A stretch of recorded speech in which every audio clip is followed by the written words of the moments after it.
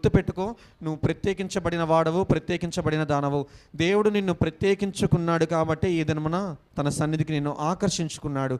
ఈ దినమున పరలోక రాజ్యంలో స్థానం కావాలంటే నీలో ఒక ప్రత్యేకత దేవునికి కనపడాలి. సమూయేలు ప్రార్థనలో ప్రత్యేకత కలిగి జీవించాడు.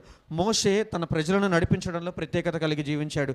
దావీదు దేవుణ్ణి స్తుతించడంలో ప్రత్యేకత కలిగి జీవించాడు. యోసేపు పరిశుద్ధతలో ప్రత్యేకత కలిగి జీవించాడు.